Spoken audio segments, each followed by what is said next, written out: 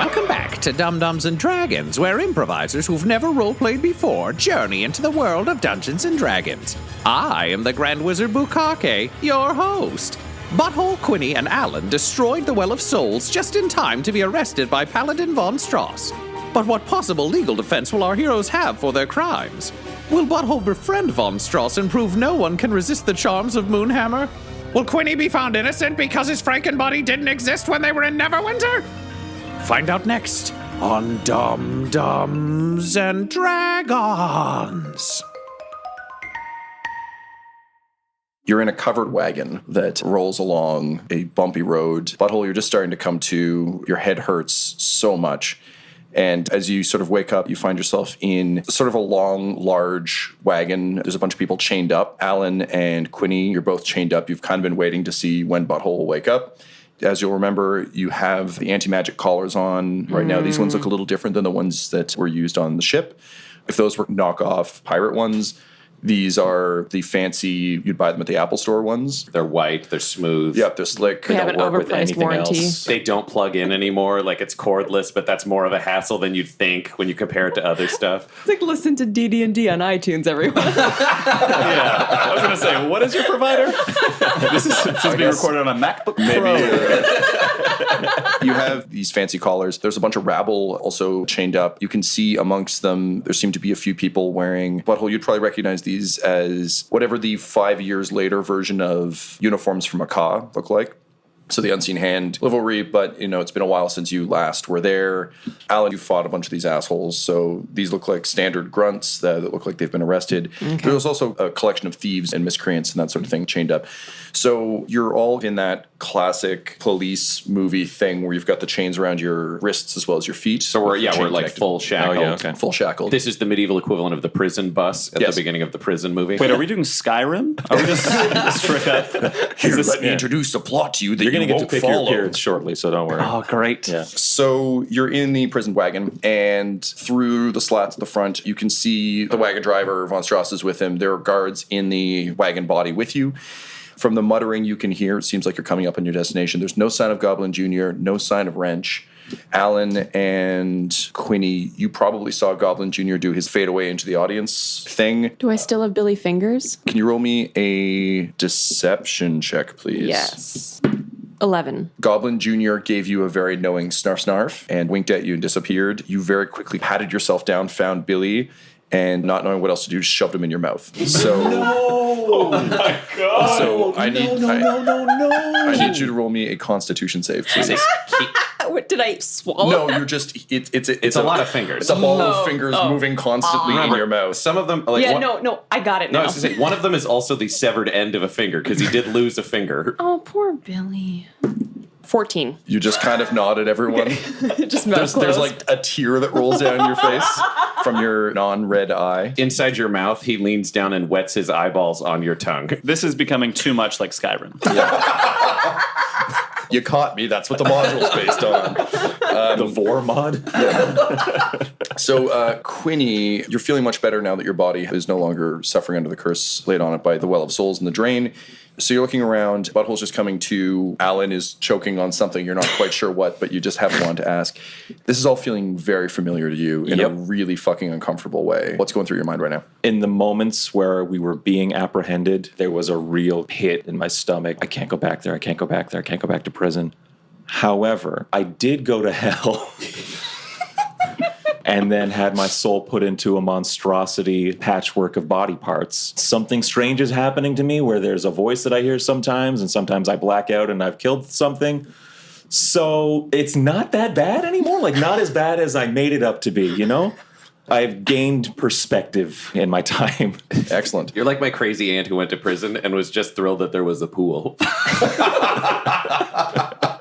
I wish that was a joke. Let's keep going.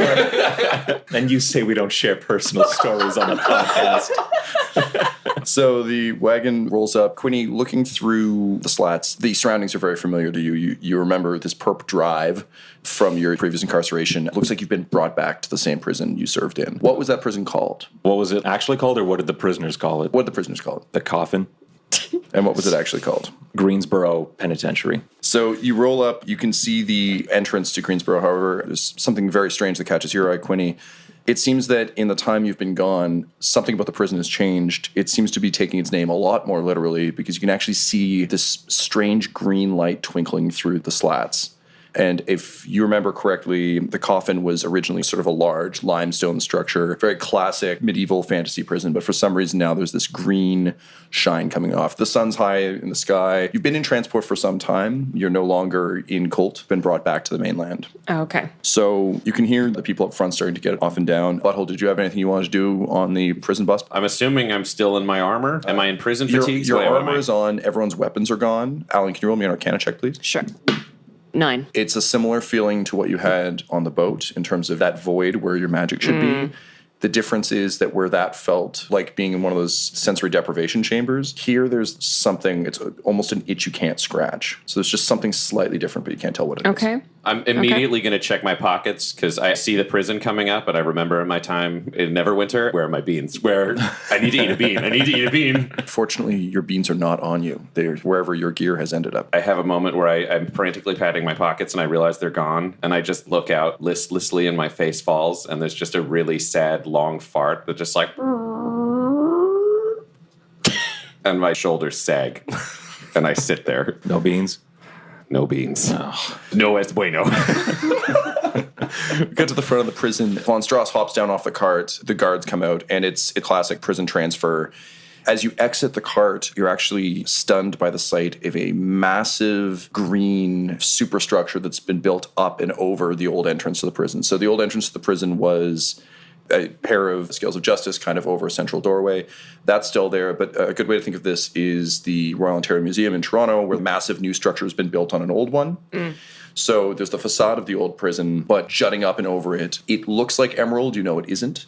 A massive, imposing superstructure. The prison looks about 5 times larger than you remember it being. Jeez. And the guard towers are unlike anything you've ever seen. So the exterior is glistening. It's almost crystalline. Think of it almost as a fortress, very imposing, and you can tell that a lot has changed since you were last at the coffin. Von Strauss is looking you over. You can tell that he's more concerned about the three of you. He isn't quite sure what the deal with Quinny is yet, but it's enough that you are aiding and abetting known fugitives. Alan, hello, and Butthole Farch. He doesn't know your last name, but he knows you say that a lot, so that's how you've been known on the wanted posters.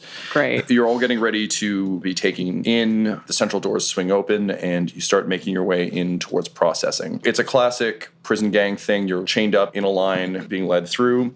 As you do so, Von Strauss greets a short, squat, possibly the largest halfling you've ever seen. He's decked out in very fine robes, but he also seems to have some Mad Max-style accoutrements in terms of like big shoulder pads, heavy metal gauntlets. Is there a regular-sized hobbit on his shoulders, so they're Master Blaster, but just like way, way tinier? It's a gnome. There's a little gnome on him.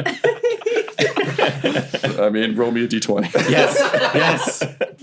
7. He has a very small, it's not a gnome, it's sort of a salacious crumb, kind of rat monkey type thing. It's wearing a little hat. It's dressed exactly like he is. Laura, do you know who Salacious Crumb is? Jabba the Hutt's little... Jabba the Hutt's the little guy sits there who's like... There we go. Yeah. So this thing is sort of sitting on his head, smoking a pipe, and looking really shifty. I lean over to Alan and I point at it and I say, I want one. Somewhere Wrench is very sad. You just got him. Alan's response. One more time, Laura.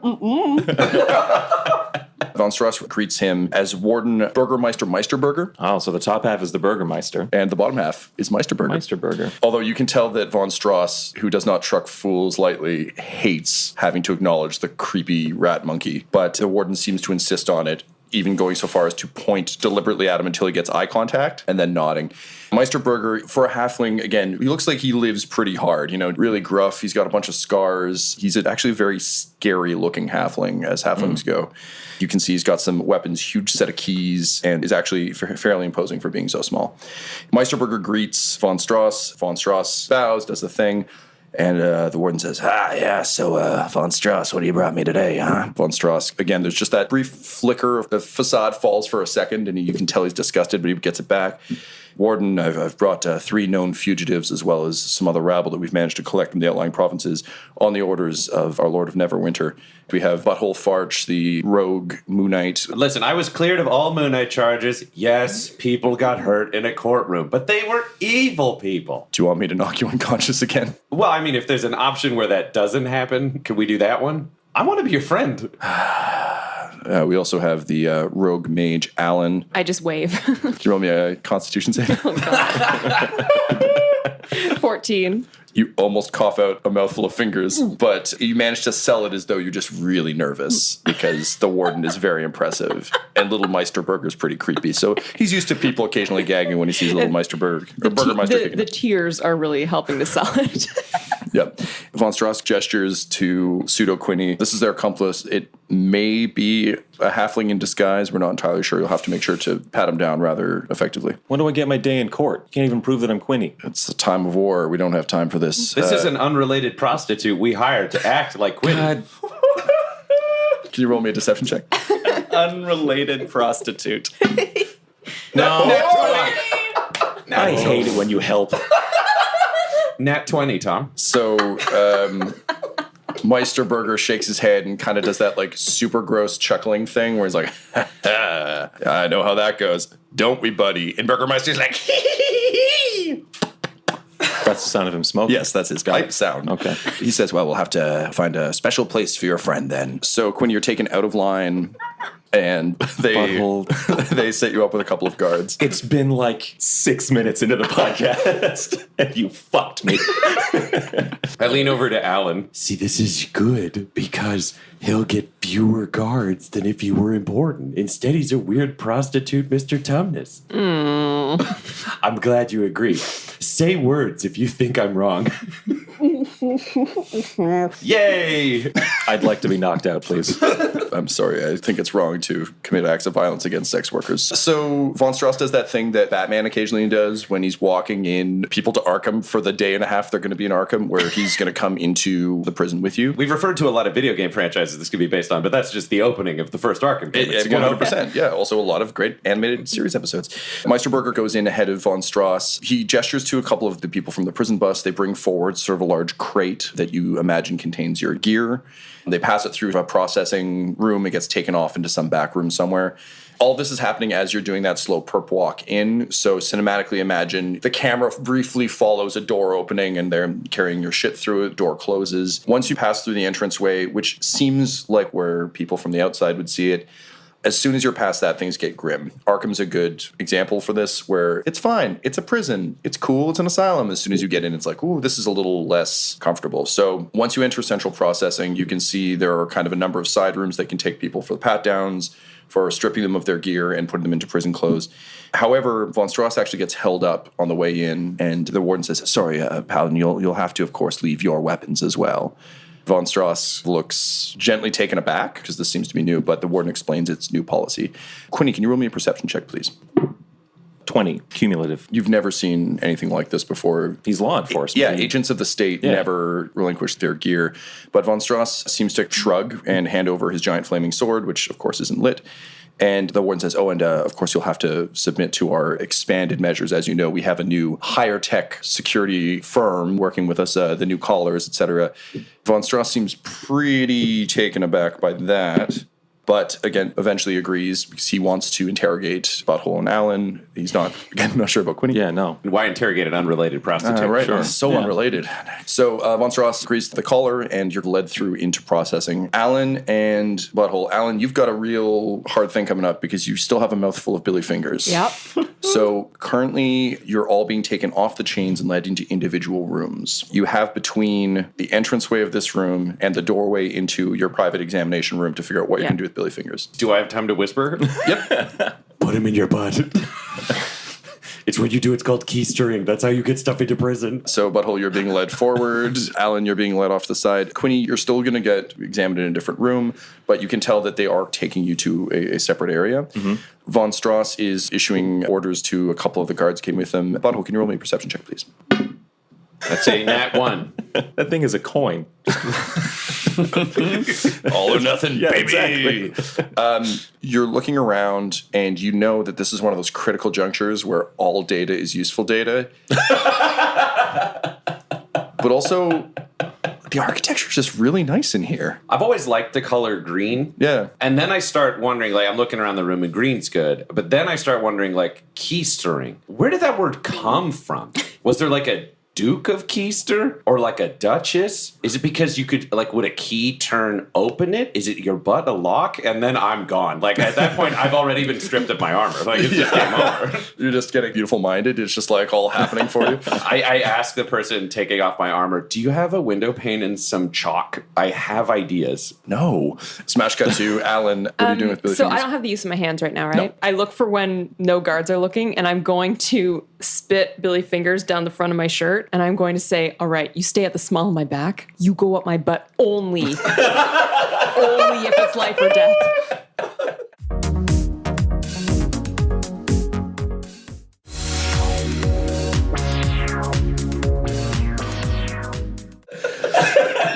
Okay, so the way this is going to work cinematically. So, Alan, you're Ryan, led, you suck. I hate you're you. led into the room, and basically it's like if this was a video game or a film, the whole scale of the film would come down to Billy Fingers, and now Billy Fingers is going to play Metal Gear to see if he can escape. So basically what's going to happen is when they lift your shirt, he's going to like skitter down your leg. Yeah. When they take off your pants, he's going to skitter around the back. Yeah. So let's see how Billy Fingers does on his stealth checks. There's gonna be some real now you see me cinematography. Yes, you know, exactly. when they're flipping the card. Flick a card. You're going to try and convince me that Jesse Eisenberg can act. Alan, what is your stealth Fuck. right now? +4. That's pretty good. I forgot you were quite stealthy. Yeah.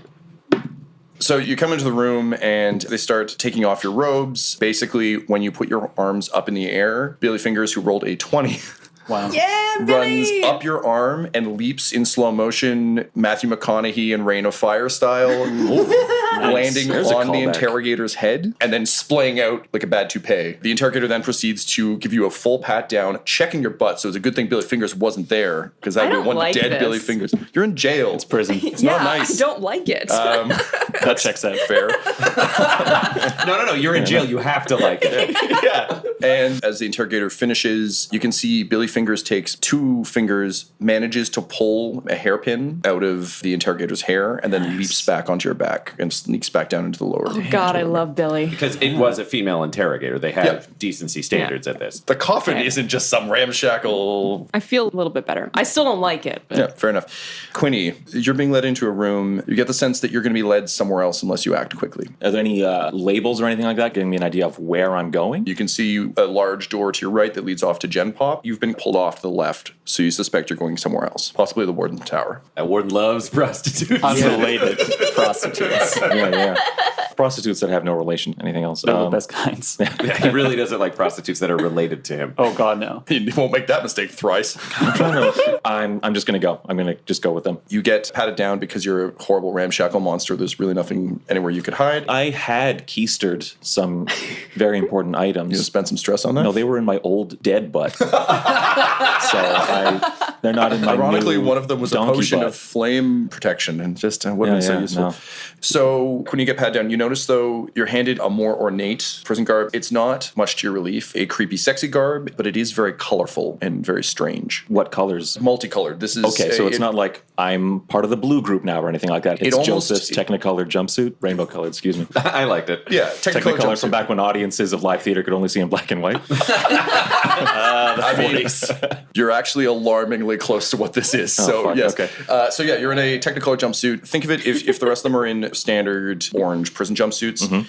Yours looks like a 70s sci-fi outfit. There's unnecessary bursts of color. Wow, okay. It's very very exciting. If I've got these guards on me and stuff like that, I'm going to ask, like, what is this for? The warden has earmarked you for his special team. What's the special team?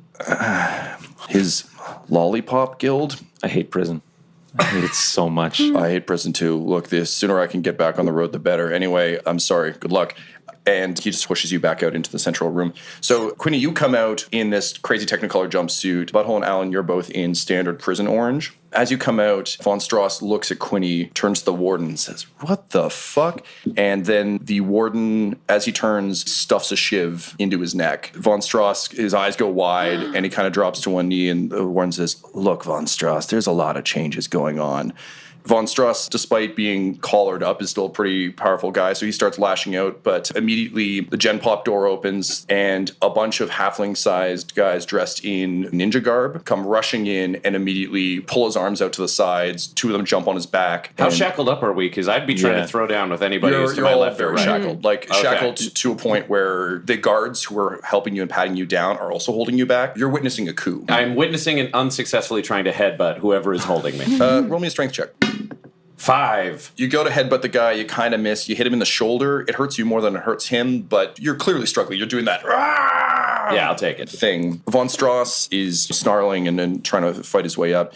And the warden says, "Things have changed. The world has changed, and change is coming here too.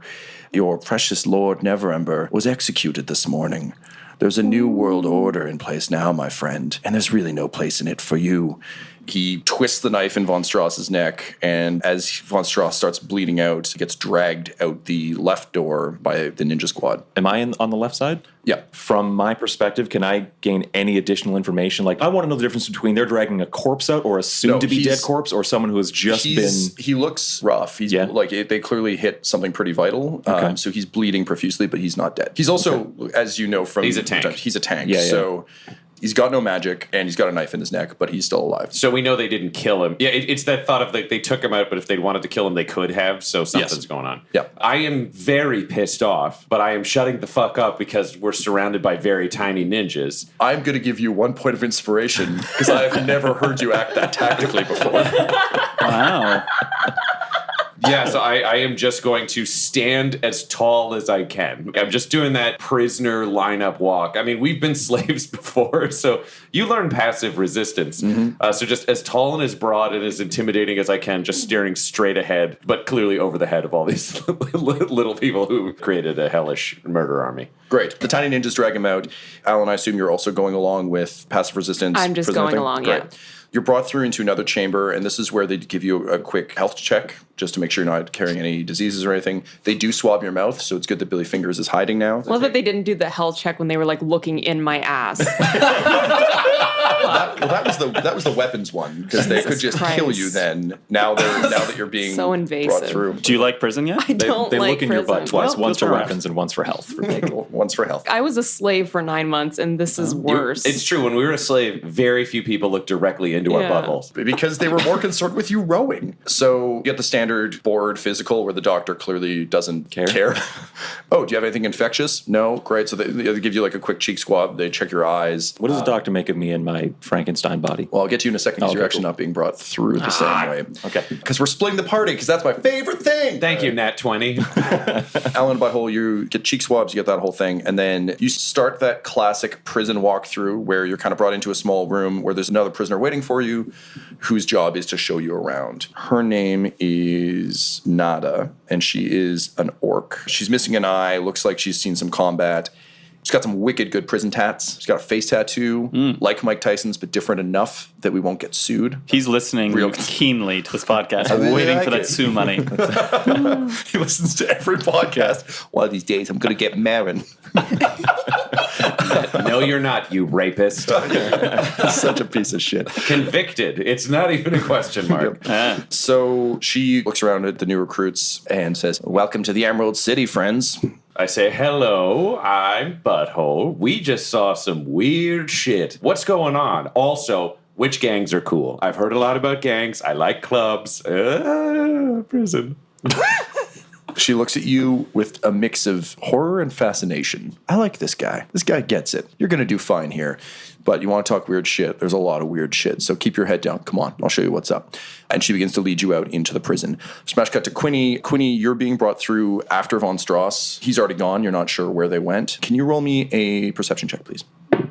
5 total. Despite being more worldly now, there's a sense of illness and something's off that's just pervasive everywhere. Persistent. Yeah. So you're led down a hallway, and the guard passes you over to 2 ninjas who are in. So you've seen a bunch of ninjas in classic ninja garb. There are a few who seem to be almost in guard uniforms. So they're a little less form-fitting tunics with the symbol of the prison on the front. And the 2 of them, each one grabs one of your arms, and they lead you through into a new chamber. So you walk in, and it almost looks like a lounge, but, a shitty prison lounge. There's some couches, there's some tables, there's a couple of people playing dice, but perhaps strangest and most alarming to you of all, there's a character you recognize, someone from your prison days, your old pal Gary, who used to keep you safe. Gary, what do you look like? Gary is a Aarakocra, so he is nice. a bird person. Gary notably only has, of his 2 wings that Aarakocrans usually have, he only has his left wing and the other one is kind of clipped off. Okay. He's elderly, as in he's 31. That's very old for Aarakocrans. Sure. And yeah, I think he's wearing as well kept as possible, but prison garbs, his jumpsuit, but looks pretty worn in. And Gary also perhaps has some tattoos that are kind of sneaking out beneath his garb here. He is currently meditating in the corner of this lounge here. And immediately as you come in, his eyes glance up to look at whatever you are. On a bird scale, if you're like a half bird, half person, do you know a breed of bird you would choose? I think it's like a hawk. The beak looks a little dangerous. And definitely like his hands are like talons, right? So that's very much on par, but definitely elderly. Quiddy, you notice that he has on his jumpsuit, much more subtly than yours, he does have the insignia of the Lollipop Guild. Okay. But he's not forced to wear the flashy garbage that okay. that you are. Gary, if you want to know what Quinny looks like, so he's in a Frankenstein body. He has donkey legs from the waist down. So he's a Mr. Tumnus legs. Okay. His torso is from like a really jacked gnome, so he's just super shredded. He's got great abs. Ooh, nice. Okay. And then he has different hands that have been attached at the bottom of the arms. They're the hands from the god of shadow puppets. So they're dexterous and really long-fingered in an oddly disturbing way. Yep. This is already disturbing. Yeah, no, this Then is upsetting his for me head too. is that of a bearded lady. Okay. With donkey ears attached where the ears would be that hang down. Wow. Wow. So, I mean, you might not may even or know may this is not Quinny. recognize He definitely does No. not. So yeah, so Oh, Gary, you God. just see another strange addition to the Lollipop Guild. The strangest, perhaps? Or I no? would say, well, I mean, yes. I mean, Burgermeister is pretty strange as a weird little creature, but yeah, I mean, as you know, the Lollipop Guild is a variety of people useful to the Warden, but yeah, I've never quite seen someone like this. Quinny, however, you're very relieved to see Gary because Gary was Gary one of the good ones. Yeah, he was one of the first people that you met in prison. He offered his protection to you and took you under his wing. Hey. Cha-cha-cha. Yeah. Glad we got that out of the way early. Yep. There goes half of my material. Yeah, the other half was on the other wing. Boy, are his arms tired. Ha-cha-cha-cha. Please stop. Prison ghost. Quinny, you remember that Gary had some affiliations that helped keep you safe. You know he gave you one of your tattoos, but you can't for the life of you remember One of my first ones. which one it would be. I smile and wave, realizing how probably horrifying that would be, given what I look like now, and like there's no recognition on Gary's face, and I just realized that was a very bad decision, and put my hand back down. Gary, can you roll me a perception check, please? Yeah. 19. Despite how odd this creature is, you're a fairly perceptive guy. There's something really familiar about him. There shouldn't be. It's very strange to you. Welcome to the coffin. Perhaps we have crossed flight paths before.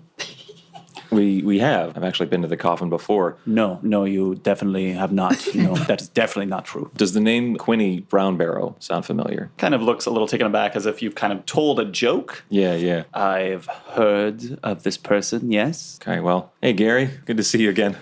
No. Quinny, can you roll me a persuasion check, please?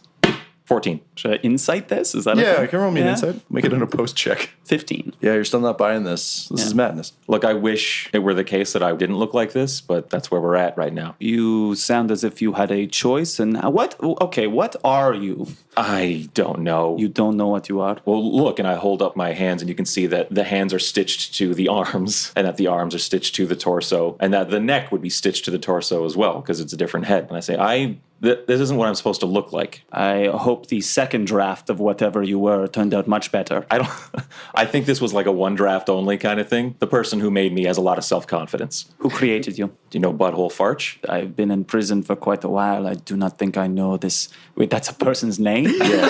No, I know exactly how you feel. And in some ways, you're a better person for not knowing him. In some ways, life is just simpler. Listen, what do I call you? You know what? Just because I'm having a real weird day, why don't you give me a name? I will call you Stitch. Sure. I'll do Stitch. Stitch, I do not know how I am, but something in you seems familiar, and I can see by your garb that you are appointed to me in training and part of the Warden's new army. So this isn't what the normal garb looks like anymore? This is... Do your eyes work? No, of course, this is not the usual garb. So I just thought this was the usual fare of humiliation that I have to go through on a fairly regular basis. I think you just being what you are is the usual humiliation. Yes, that's what I'm talking about. It never ends.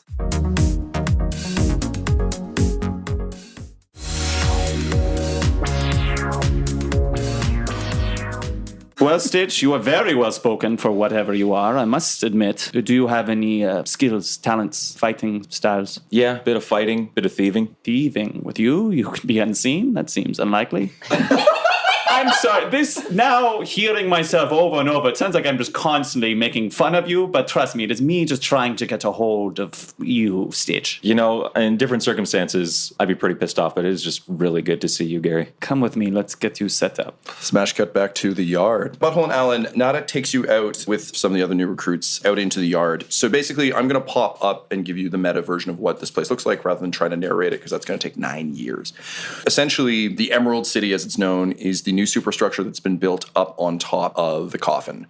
The coffin still exists. It's mostly disused. There's a lot of it that now seems to be used for storage. Nada doesn't know too much about it. So the coffin's ground floor and the Emerald City is sort of level 2. Superstructure as well as the yard. So the yard is entirely new. It's almost an arena that's been added onto the prison. So it's the giant green fortressy area that you're sitting in. So it's a large square fortress arena. At the north end, there's the Warden's Tower, which looks far too grandiose. Logistically, think of this a bit like the film The Last Castle. Thank you. So Gandolfini's like watching post. It's that sort of thing. Nada explains that Warden Meisterburger is very, very attentive to what goes on in the jail, possibly to a point of enjoyment. The prison is not that far from Neverwinter, but they've felt the presence of civilization recede from it, if that makes any sense. So where it used to be constantly patrolled by knights from Neverwinter, that sort of thing, now they seem to be kind of on their own. There are watchtowers in the four corners with snipers posted constantly. Anytime anyone has tried anything, they've been immediately destroyed. She says destroyed specifically. It's an odd turn of phrase, but that's the way she describes it. The Warden's Tower is where he lives, as well as where his office is, overlooking the grounds. There's an upper deck that currently Quinny and Gary, you're walking around. Essentially, if this were a film, we'd be cutting back and forth between the two of you, delivering the exact same information. The yard is currently empty and locked. Nada explains that the way the punishment system here works is there's gen pop, so your general populace, you're fine. Your day is very regimented. There's work you have to do. But as long as you keep your head down, generally that's all that happens to you. The next step down is called first strike, because if you receive the first strike on your record, the warden puts you into the yard. So the yard is usually used as almost a fighting arena, both for visiting nobles' amusement and seemingly for the warden's own purposes. It's also a quick way to provide punishment. Think, rather than spending some time in solitary, you get to spend some time in the Hunger Games. So it usually straightens people out after one strike. However, if you receive a second strike, you're taken to a facility underground known as the Pit, which is, as the name suggests, a giant well that they throw you down. She kind of shudders at it. She's never been herself, but she knows people who've come back from it, and they've all been changed. Up top, Gary, you're able to explain that the way the pit works is a viciousness-based merit system. Every beginning of the day, there's a food shower. They just dump food down the pit. Midway through the day, they drop one fresh blade down the pit. Oh my and at the end of the God. night, they drop a ladder down the pit. And it becomes a ladder match to see who can get up and out. If you can get up and out, you are returned back into general populace. If you don't, then you wait for the food shower the next morning. So it's a terrible place. Generally, That is people so don't come fucking back. cool. Let's go there. Let's go there. I was going to say, inside Butthole's head, he's going, I don't think I'm going to be in Gen Pop for long. So the pit is off of the Emerald City. To the west is the old prison, so the coffin. The north is where the Gen Pop cells are. Think Alcatraz style, stacked cells. The Lollipop Guild gets larger cells up on the top floor away So from this the is sort rest. of Titanic rules. The best experiences are for those at the 100%. top, and the shittiest are at the bottom. And there's sort of a consistent merit-based system that's encouraged by the warden. You also notice as you're going around, all of the guards seem to be halflings. They're all wearing tunics. All of them are wearing face masks. It's that classically dehumanizing prison thing where all of the guards look exactly the same. They're all standing in similar stances. You can't see their faces. It's gently unnerving, but also odd that they're all halflings. I lean over to Alan. I don't think I could impersonate a guard. Yeah. Strike that off what you were thinking. Already done, dude. So, having given you the full tour, Nada says her next job is to deliver you back to Gen Pop cells. The way the day tends to work here in the Emerald City is you get food in the morning, work most of the day, lunch, recreational time in the yard. So the yard isn't just for fights, it's also where you get your daily exercise, followed by a final meal and then lights out. So it's basically a work day with one break. Can we ask some questions on Yep. our way to the cells? Nada. Okay, so is there ever a time where they take these collars off? Like if you get injured, anything, like if it's medical care, any. Not that she's seen. She also warns you that the collars have 3 settings. The first setting is just a quick punitive shock. So if you try, oh wait, so they'll trigger it just if you're walking around or if you're being a dick? They can, Okay. they like can a shock collar. Yeah, it's a shock collar. So the first one's just a, hey, get back in line. Second one is debilitating, taser style. And the third one, Suicide Squad style, blows your head off. So is that what you meant by destroyed? No, the snipers. When they were building this, and she gestures below the warden's tower, there is a horrible, desiccated dwarven body that's been nailed up against the wall. It's sort of a horrible map.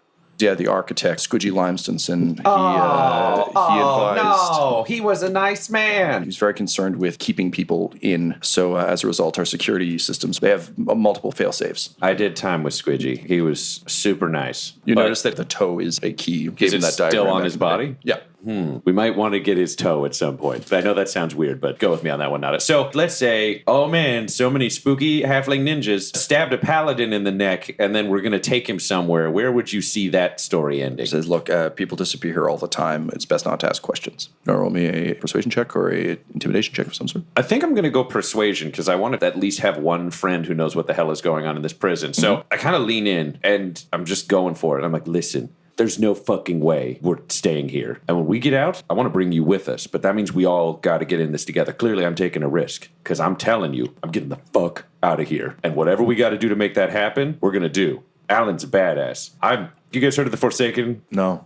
God damn it, your library. We got to work on your stock here. Okay, if you can help us figure out where this fucking paladin is, he's the toughest guy I've ever met. If I can get this collar off, we can heal him. We can get him the fuck out of here. He'll help us murder everybody who's evil. You tell us who's cool. We'll put you in charge of like the cool factor, and then we'll get this done.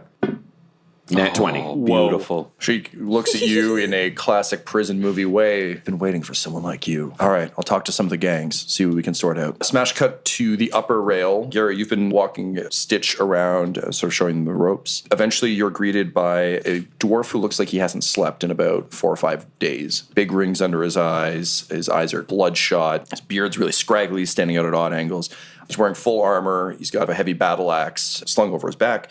You recognize him as the head of security, Torgrim Battleheart. He's one of the last vestiges of the coffin in its previous form. He's been one of the holdovers, and he's been working here a very long time. So he greets you. It's that weird, you've got slightly elevated inmate status, but you're still an inmate. Inmate, new, stranger inmate. This is Stitch. He is, as you can see, a newest addition to the guild. Very good.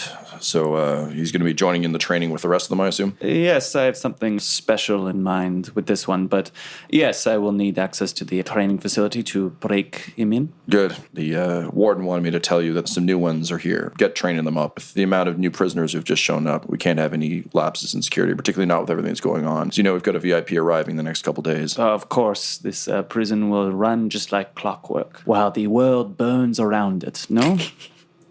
You're very poetic, Gary. I've always appreciated that about you. Well, I've got a lot of time on my hands. Fair enough. All right. Well, I'll leave you to it. Stranger inmate, Gary, he sort of trundles off. Torgrim, head of security, that one. He doesn't look so good. Well, he's got a lot to worry about. Julian, can you roll me an insight check, please? Oh, yeah. One of my favorite things that Gary does. Nope, never mind. 13. 13. You haven't identified what his vice is, but having been in jail this long, you've seen Torgrim back when he was Hardy and Hale. This is a shadow of that man. So you're pretty sure that he's addicted to something. You're not sure what. Do I recognize it? Roll me a history check, please. 12. You recognize him in the same way you would recognize someone who you knew back when they were healthy, who then got into meth in a big way. So he looks vaguely familiar, and I think when you hear the name, Torgrim is what kind of really... yeah, it's shocking because Right, you okay. remember he was a tough but fair kind of guy. Torgrim is head of security now? Yes, how do you have such a history with this place? Look, I'm going to whittle you down on this over the course of time, but I am Quinny Brownbarrow in a new horrifying body. Quinny, as I've heard, is dead. For a little bit, yeah. Okay. I just stop walking. Tell me something that only the Quinny that I would know, that I spent time with, would know. I can't show it to you anymore because new body, but got one of my first tattoos thanks to you. Okay, which was that? That was the symbol of the hawk. I just shake my head disappointingly and keep walking. The real Quinny would know. A hawk. I feel like that's almost a slight against me. You see me and you're just like, oh, he probably just draws birds. Draws what he knows. Look, Quinny, do you want to spend some stress? Yeah, I better spend some bring us stress. back. Yeah. I think you had a moment when you first arrived in the coffin, particularly when it was called the coffin, Yeah. and probably after your first failed heist attempt. For Quinny, it was something akin to Benny from The Mummy, where you just signed up to every gang you could in the hopes that one that of is them true. would That is save you. absolutely true, yeah. So the Hawk was a solid guess. You're really not sure who the Hawk band is then. No, the band. But yeah, no. I'll let you spend, and I should mention everyone has their 5 stress back since we're in a new scenario. You can spend some stress if you want. I'm still going to make you roll, though. That's fine. Okay. Well, what am I going to roll? I'll let you roll a charisma because I think you're going to try and talk it out of him. Okay. It's that classic psychic thing where you're like, oh, there was a man, no woman, no man, no woman, no man, a dog. I'm sensing the letter L. Is anyone I was in trying this to think, room? what was that is show? my card. Yeah. Yeah, it was the L card all along. Quinny, roll me a charisma check and spend 4 stress, please. Okay, so I'm down to 1 stress. Whoa, you spent Wow. 4 stress. If you hadn't fucked it up on the first go, I feel like Gary, I mean, I don't want to speak for you, Sure. but I think Gary was coming around to it, but that's... Yeah, it's a bad guess. It's off. Yeah. That's 11. Okay, with your stress, I'll give it to you. And I think the way it goes is that you're like trying to convince him suavely, and eventually it becomes slightly more pleady and slightly more pleady and slightly more pleady. So not cool charisma, but like that cloying charisma. I mean, if it was a better role, but he starts to recognize, like, no, this is exactly what that This sounded is like. Quinny's style, the whining boy. Yeah. And then I'm listing off like all the other tattoos that Quinny had. So it's sort of Okay. like maybe in your memory, like, oh, that tattoo he did have one, the crescent moon. Right. And then, oh yeah, And then okay, it's and then by the broken elimination. swords. Yeah, and then yeah. eventually you settle on the correct one, which is, of course, the mark of the unseen hand. The mark of the unseen hand, right? Guys, it's taken us 3 seasons, but we figured it out. Quinny the whining boy. That's the character description. It's never been that tight before. AKA the unrelated prostitute. Yeah. AKA Stitches. Frank and Quinny. Sneaky McDiddles, I think, was one as well that you bestowed upon me. All those gifts. Yeah. I think after mentioning that, I think Gary kind of checks the corners and kind of closes distance with you. I mean, like, oh, it took you a long time, but you really got to it. Yes. Quinny, what in the holy hells? Who did... This is terrible work, whoever did this to you. I appreciate that they brought you back from life, but what a vessel. Yeah. No, it's... It's not even a vessel. It's like a bad quilt. Okay, That, like, okay, your, like, zombie, okay. let me finish. Like, some kind of dead relative got brought back to life, and they were scarred, and then they made you a quilt, and it's just half of it's garbage. You look bad, is what I'm trying to say. Is that what you're trying to say? You're working up to that 3-letter word bad is what I look like? It's good to see you, Quinny. It's good to see you too. Wish it was under better circumstances. Well, let's keep walking because there's a tight schedule here. I don't know what the You Lollipop can Guild see is. the hands of the dwarf moving. Looks like it's a truly grisly clock. Jesus Christ. I mean, it's worse that there are smaller versions of that all over the place because that's just clocks now. It's just Right, small yeah. dwarfs figures. It's been a long time since I saw a real clock. Or living dwarf. Deep-seated motivation wants to see clocks. Just one more time, the largest dwarf I can see. Oh, that would be great. So you continue your walk, and you eventually bring Quinny into the training chamber. Quinny basically looks like a dojo. There's a variety of training dummies, tatami mats, all that sort of stuff. Gary, this is, of course, a very familiar space for you. It's up on the second level. It's next to the Warden's Tower. Nice. Couple of questions to you, just get out of the way. Yeah. These collars, these magic resistant collars, is there a control panel for that, or like where's the source of that pain? Yeah, you would know this. The Warden has a central access point that is rigged to all of them. However, the guards also can activate them. The catch is that they're just siphoning off of the power source that's in the Warden's office. Gotcha. Can you roll me a Constitution save, please? That is a 6. I'll give you a Devil's Bargain. This Okay. is a fun system I've also stolen from. Don't take it. If you lower your permanent HP by 4, I'll say you've built up resistance to the shock collar. So it still affects you, but if they hit the taser button, you can fight your way through it. Right. Rather than just falling over and twitching. I'm actually going to take this. This sounds great. Right? Yeah, so... You have the devil now! Wait, what? Yeah, it's Devil's Bargain. Great. Okay, so yeah, over time, you've trained yourself to just be... a slim immunity, sure. Yep. Just can't wait to see Gary muscling through having his head blown off. Just, I can still just put it back on. Spoilers. Yeah, that's a special Aarakocra skill. That's right. His head can come off. That's why he knows you're put together so shittily. He's put his own head back on so many times. You can't see the stitches. It's seamless. Yeah, so heading into the training area, I start talking to Winnie here surreptitiously. I'm going to say inside the training room, there are 3 guards in the ninja garb who are training with each other. Quinny, can you roll me a perception check, please? Cumulative 20. These guys, their combat style is very good. It's very slick. As a rogue, this is your jam. Like, these guys look highly trained. Highly trained. Yeah. Okay. Quinny, I'm going to call you Stitches just for the sake of it. Sure.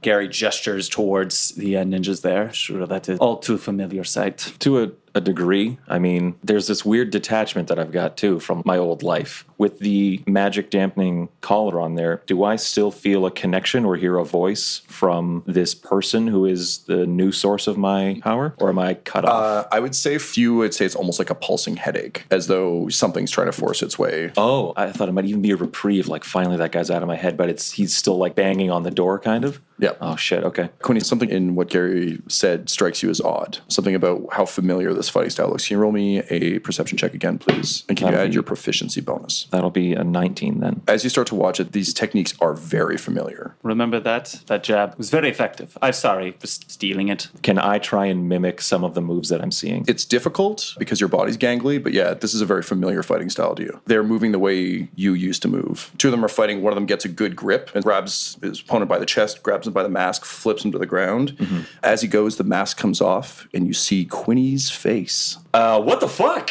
This episode of Dum Dums and Dragons features the voices of Ryan LaPlante at the Ryan LaPlante on Twitter, Tyler Hewitt at Tyler_Hewitt on Twitter, Laura Hamstra at EL Hamstring on Twitter, our special guest, and our DM Tom McGee at McGeeTD on Twitter. This episode's sound was edited and mixed by Laura Hamstra, and Dum Dums and Dragons artwork is by Del Borovic, who can be found at delborovic.com. Our theme songs are And Now for That Massive Coronary and Skipping Through the Orchestra Pit Part 1 by Peter Gresser, and our ad music is No Control and Chiefs by Jazzar, JAHZZAR, all available at freemusicarchive.org. When it comes to Dum Dums and Dice, you can visit our website at dumdumdice.com. Our Twitter and Instagram are at dumdumdice, and on Facebook at facebook.com/dumdumdice. But most importantly, we've got merchandise at redbubble.com/people/dumdumdice, or you can join our Patreon at patreon.com/dumdumdice. That's DUMBDICE. And tune in next week for more Dum Dums and Dragons.